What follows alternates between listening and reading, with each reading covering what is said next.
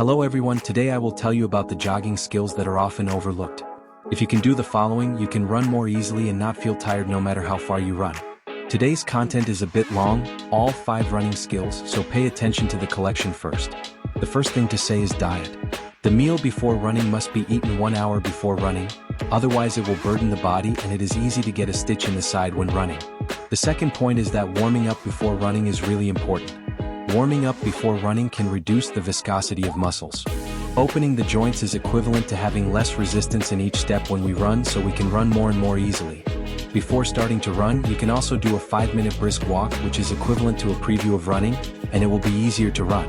You can also follow the tutorial of warm-up movements on the homepage of the Jogging Circle to see warm-up movement demonstrations. In addition, for the first kilometer of running, you must slow down and use your slowest speed, because if you run too fast at the beginning, you will waste your energy and you will not be able to run far. When running, you must maintain a speed that you can talk easily and control your breathing. At this speed, the fat function will be used more, allowing you to run far easily. When running, you can exhale through your nose, inhale through your nose, or exhale through your nose, and inhale and exhale 2 steps at a time. A better way recommended to beginners is that when you run for about 10 minutes, you will feel that your legs are heavy. It doesn't matter if you can't run or are tired of running. This is called false fatigue in running.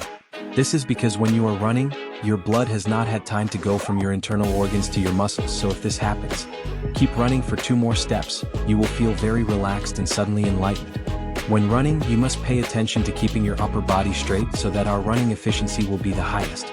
If you want to lean forward, I suggest you do this movement at a pace of less than 5 minutes, and consider actively leaning forward to increase your speed. When swinging your arms, you must relax, because if you don't relax, you can be relaxed. If you swing your arms too stiffly, it will be very strenuous. When running, your lower body must remain flexible and your knees slightly bent so that you can cushion the impact when landing. Your landing point must be close to your center of gravity. The heel or the forefoot is fine, as long as your knees are slightly bent and the landing point is close to the center. When running, 170 to 180 steps per minute is the most efficient, so you don't need to take 2 big steps and run faster. Of course, another secret to running more and more easily is to listen to music. You can pay attention to the homepage of the Jogging Circle, which has a 180-step flat running music. Second, every 30 minutes or so of running, you can stop and drink some water to avoid premature fatigue due to dehydration. You can stop every time you run to the goal you set for yourself. Don't run too many times, and it's best to use time rather than mileage when setting goals, because our running ability fluctuates, so it's less likely to overtrain if you use time. Also, the amount of running. You have to remember that the weekly increase in running volume should not exceed 10% of the previous week. If it exceeds, it is very likely that overtraining will cause fatigue and you will not be able to recover.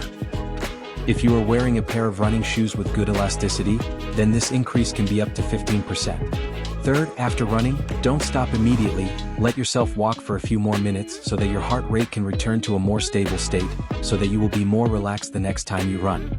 After running, remember to stretch. Stretching not only slims your legs, it can also avoid damaging your muscles. If you don't stretch after running, your legs will become tighter and tighter, so you won't be able to run more easily. Fourth, if you are a novice and you mainly run to lose weight, you can do the fartlek run of running for 2 minutes and walking for 1 minute step by step. Every 4th week, you should reduce your running volume by 10% to avoid injuries. Remember to run step by step. For beginners, I don't recommend running every day. The biggest problem with running every day is that it is likely to cause fatigue accumulation and lead to injuries, so beginners don't have to run every day. 3 to 5 times a week is enough.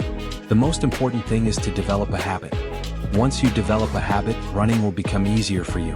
The 5th point is sports equipment, especially pants. It is recommended to choose professional sports compression pants, which can reduce muscle shaking and injuries, and it will be easier to run. Compression pants are not tight pants. Don't make the wrong choice. Friends who don't know how to choose can pay attention to the Jogging Circle. They are in the homepage window. There are also running shoes. If you find a pair of shoes when running, you won't run for long before the shoes become you. Your burden. For friends who like jogging, I recommend these jogging shoes that are worn by Jogging Circles, which can make you run more and more easily. If you don't know how to choose, friends who like jogging shoes and compression pants can click on my avatar to enter the homepage window to take a look. Finally, I wish you all to run healthily and without injury.